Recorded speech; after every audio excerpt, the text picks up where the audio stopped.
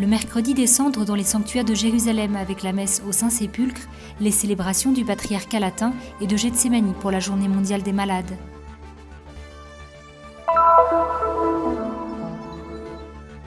La chronique de cette semaine en Terre Sainte en préparation de la journée mondiale des malades, le 11 février, qui pour la première fois a eu lieu à Nazareth.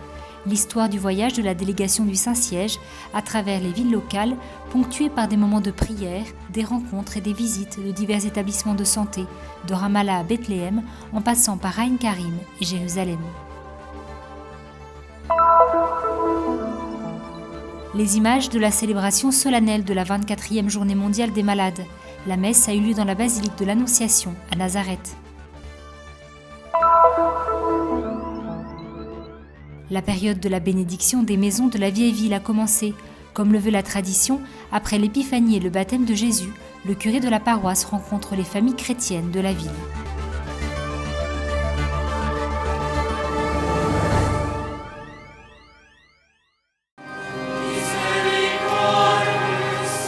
Le mercredi des cendres a été célébré dans les sanctuaires de Jérusalem, la ville sainte où Jésus a vécu sa passion, sa mort et sa résurrection. La première célébration de ce mercredi a eu lieu dans l'édicule même du Saint-Sépulcre, avec une messe célébrée à 6h30 du matin par la communauté franciscaine. Une célébration à laquelle ont participé des fidèles locaux et des pèlerins.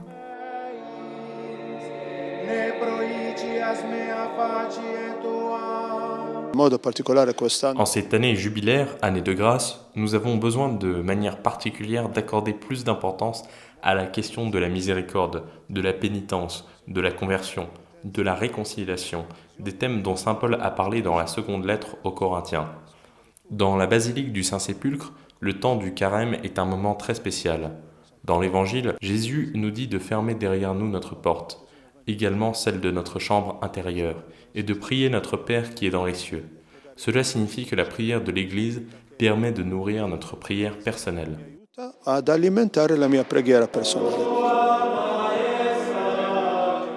À quelques mètres de la basilique du Saint-Sépulcre, à 8h30, la messe des cendres a été célébrée dans la cocathédrale du patriarcat latin de Jérusalem.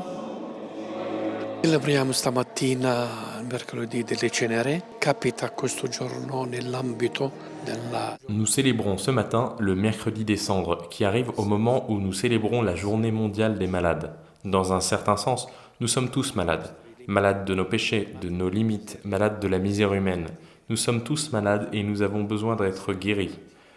Nous commençons ce temps de carême en nous appuyant sur 3 points, le jeûne, la prière et l'aumône, faire le bien. Le jeûne a un aspect matériel, ce que nous mangeons ou ce que nous ne mangeons pas. Il implique aussi ce que nous faisons, si nos intentions sont chrétiennes, bonnes ou non. Le fait de mal parler des autres, par exemple. Il s'agit du jeûne de tout ce qui est péché. Di parlare contro altri, digiuno di qualsiasi senso di peccato. C'est la miséricorde que je veux et non les sacrifices. Tel est le thème du message du pape François pour le carême 2016.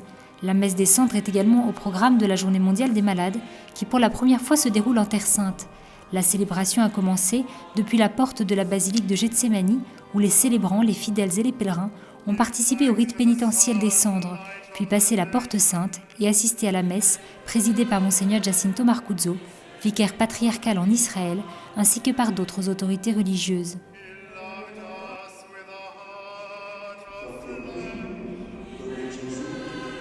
Dans son homélie, Monseigneur Marcuzzo a rappelé l'appel du pape François, qui a demandé des œuvres de miséricorde sur le chemin jubilaire.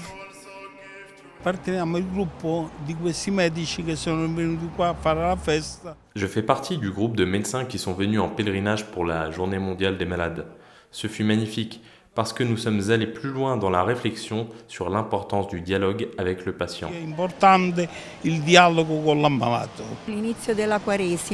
Puisque nous sommes au début du carême où tout catholique doit s'engager dans des œuvres corporelles de miséricorde, nous méditons d'autant plus la nécessité de porter assistance aux patients, comme il a été dit pendant ce pèlerinage. C'è stato detto in questo pellegrinaggio.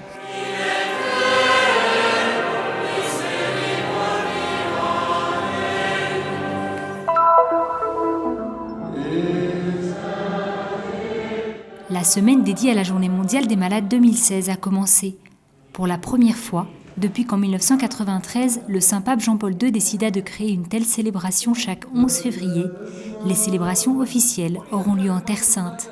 L'événement central, la messe solennelle du jeudi, aura lieu dans la basilique de l'Annonciation à Nazareth. Je crois que nous sommes ici l'église du calvaire, l'église de la souffrance, l'église de la croix. Il est juste que le Saint-Père ait choisi ce lieu et nous en sommes très reconnaissants. Notre président, Monseigneur Zygmunt Zimowski, dit toujours que les malades ont besoin de notre aide et que chacun de nos actes nous conduit plus près du paradis. Célébrer la Journée mondiale des malades est très important pour eux et pour nous. Le thème choisi pour cette 24e édition est un verset de l'Évangile de Jean. Confiez en Jésus miséricordieux comme Marie. Faites tout ce qu'il vous dira. Et c'est cette disponibilité à dire oui à Dieu, en se mettant au service des nécessiteuses et des malades, que le pape François suggère de demander lors de cette journée, afin de pouvoir devenir les mains, les bras et les cœurs, permettant à Dieu d'accomplir des miracles.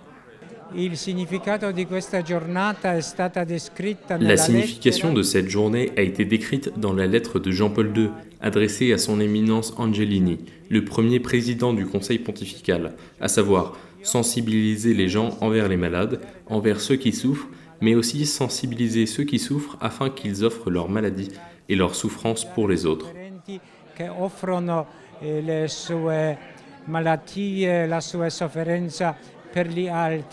La semaine a commencé avec la célébration de la messe à Ramallah, présidée par le patriarche latin Fouad Toual, en présence de plusieurs évêques et de nombreux fidèles. La délégation du Saint-Siège se rendra chaque jour dans une ville différente pour la prière des laudes et des vêpres et la célébration des sacrements de l'Eucharistie, de la réconciliation et de l'onction des malades. Elle visitera aussi quelques-uns des nombreux établissements de santé et des œuvres d'assistance caritative présentes en Terre Sainte.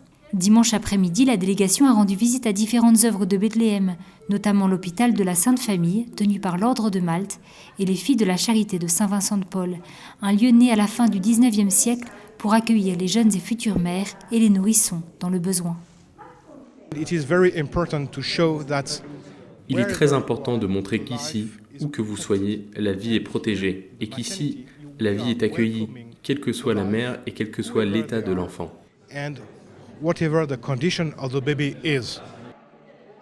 Dans la même structure, le Conseil pontifical et la délégation officielle du Saint-Siège ont visité la crèche qui accueille sans distinction de religion, d'ethnie ou d'origine les enfants abandonnés dans les rues ou nés de viols, ou encore des cas sociaux confiés par la police palestinienne parce que sous-alimentés, battus ou témoins de la mort tragique de leurs parents. Ils y reçoivent aussi bien les soins de santé nécessaires qu'une éducation, une maison et la compagnie des autres enfants.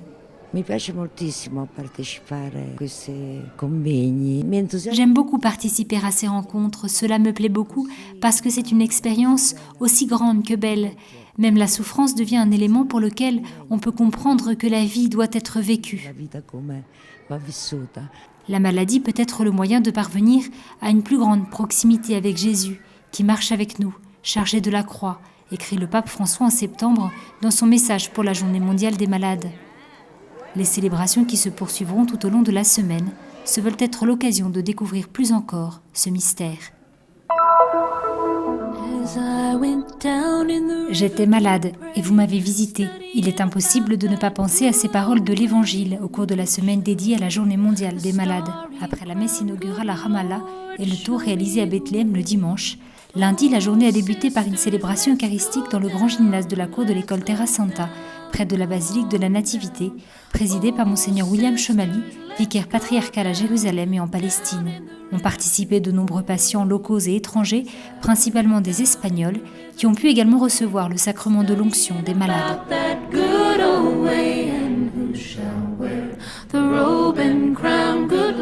Dans l'après-midi, la délégation du Saint-Siège, conduite par l'envoyé spécial Monseigneur Zygmunt Zimowski, s'est rendue à Ain Karim pour visiter l'Institut Saint-Vincent des Filles de la Charité et du centre médical Hadassad, et ainsi que pour la récitation des vêpres dans le lieu saint de la Visitation et du Magnificat.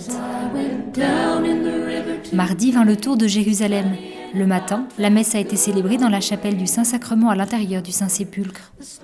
La seule façon d'annoncer la résurrection, rappelait Monseigneur Giuseppe Lazzarotto au cours de son homélie, est celle de l'amour, comme l'a fait Jésus avec Marie-Madeleine, le même amour que nous portons aux malades. La rencontre entre la délégation du Saint-Siège, les ordinaires catholiques de Terre Sainte et les évêques, qui a eu lieu peu de temps après à l'Institut pontifical Notre-Dame, intitulée « J'étais malade et vous m'avez visité », a été l'occasion d'approfondir la valeur de la maladie. Nous continuons à faire le bien parce que la souffrance est salvifique, a déclaré le secrétaire du Conseil pontifical, Jean-Marie Mupandawatu. Au cours de la conférence, différents représentants des réalités de bienfaisance et de santé du territoire se sont passés le micro, racontant chacun leurs expériences, exprimant leurs exigences, mais surtout témoignant avant tout d'une largesse d'action envers les nécessiteux, indépendamment de leurs origines ethniques, de leur religion ou de leurs conditions économiques. Parmi les personnes présentes se trouvait également l'archevêque syriaque catholique de Mossoul en Irak, dont les paroissiens ont été forcés d'abandonner leurs terres afin de ne pas renier leur foi. الهدف من هذه الزيارة بالحقيقة هو أن أقدم شهادة بمناسبة اليوم العالمي للمرضى. Le but de cette visite est d'apporter notre témoignage lors de la Journée mondiale des malades, pour montrer comment, puisque nous sommes des réfugiés et des personnes déplacées, nous sommes devenus malades et nécessiteux. Nous devons avoir de la compassion les uns envers les autres en cette année sainte. Nous cherchons comment surmonter cette crise avec l'aide de beaucoup de bonnes personnes et d'autres églises.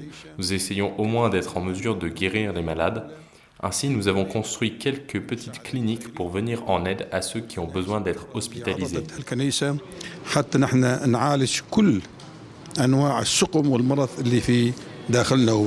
Suite à la conférence, laquelle fut l'occasion d'annoncer le lancement de 4 comités d'éthique chrétienne en Jordanie, à Chypre, en Israël et en Palestine, s'est tenu un autre symposium de théologie pastorale intitulé « La vie humaine est sacrée, précieuse et inviolable », dirigé entre autres par le professeur Étienne Le Picard. Une autre occasion de rappeler que l'hôpital est le lieu où ciel et terre se rencontrent.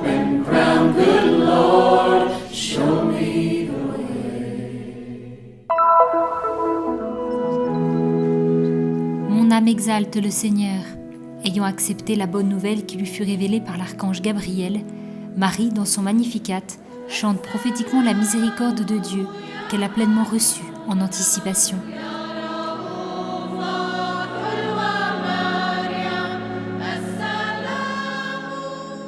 Le 11 février, jour de la Journée mondiale des malades, la célébration liturgique solennelle a eu lieu dans la basilique, a présidé son Excellence Monseigneur Zygmunt Zimowski, envoyé spécial du Saint-Père et président du Conseil pontifical pour la pastorale de la santé, aux côtés des autorités religieuses de Terre Sainte.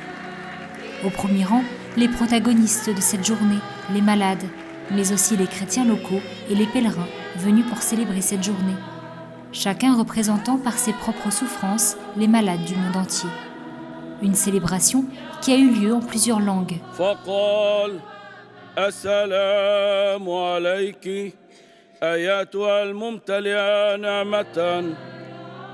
Dans son homélie, Monseigneur Zimowski a rappelé la mémoire liturgique de Notre-Dame de Lourdes, où il y a 162 ans, la Vierge Marie est apparue à Sainte Bernadette en offrant aux malades et aux souffrants son divin sourire. Elle est descendue du ciel, rappelant à l'humanité que son Fils nous a préparé là-haut une place et qu'il ne faut jamais séparer le ciel de la terre et la terre du ciel. Il a également remercié Saint Jean-Paul II qui, le 13 mai 1992, a institué cette journée. Il a souligné aussi comment l'année de la miséricorde est une occasion propice pour intensifier l'esprit de miséricorde en chacun de nous.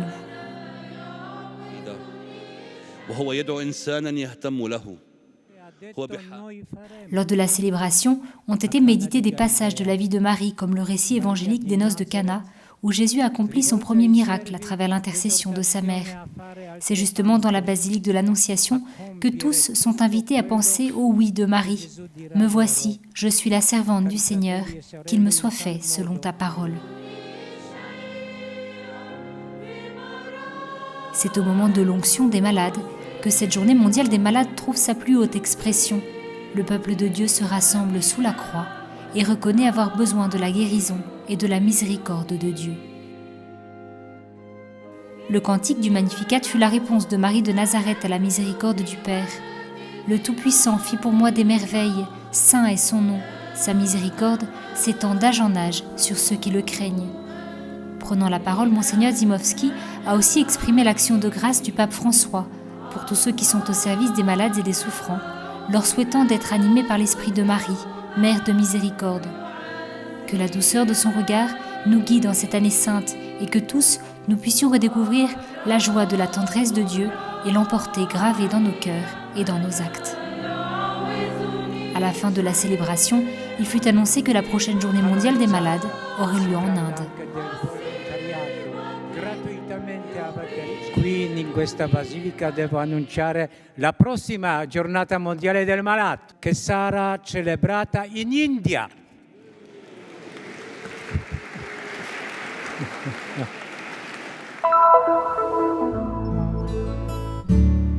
Le curé de la paroisse latine de Jérusalem, le père Firas Ijazine, a commencé le tour des maisons dans les quartiers de la vieille ville.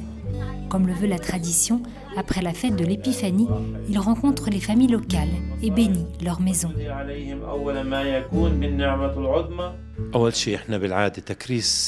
Nous bénissons habituellement les maisons après la fête de l'Épiphanie, c'est-à-dire après la fête du baptême de Jésus. Je profite du temps de l'hiver pour la bénédiction des maisons, parce que les gens sont plus souvent chez eux.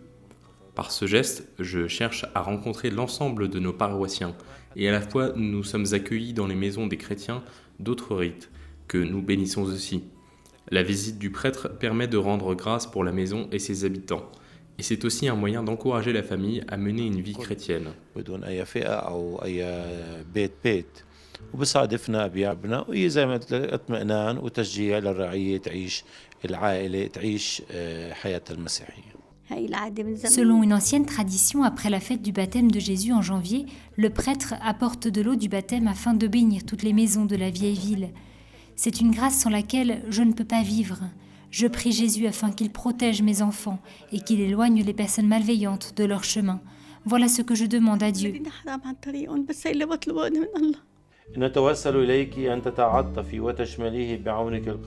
Pendant la prière, toute la famille se réunit autour du Père Ijazine, jeunes et moins jeunes, afin de recevoir la grâce de la bénédiction de la maison, mais aussi afin de demander la protection de Dieu et la fermeté dans la foi. Lorsque nous recevons la grâce du Seigneur, nous sentons combien il demeure auprès de nous. Nous recevons sa bénédiction pour toute l'année. Nous expérimentons comment sa bénédiction est posée sur cette maison jusqu'à la fête de l'Épiphanie de l'année suivante, où nous recevons à nouveau la grâce. Je vis depuis 1 an dans cette maison et le Père Michael est déjà venu la bénir avec les sœurs quand je suis arrivé ici. Si maintenant nous ne nous sentons pas la force de la bénédiction, je suis sûr néanmoins que nous la sentirons à l'avenir. La visite du curé n'est pas seulement l'occasion de se renseigner sur la situation et sur les besoins des familles du quartier. Elle donne aussi la possibilité de dialoguer avec les paroissiens et de les encourager à se lever et à rester dans la patrie de Jésus, en dépit de toutes les difficultés auxquelles chacun doit faire face en Terre Sainte.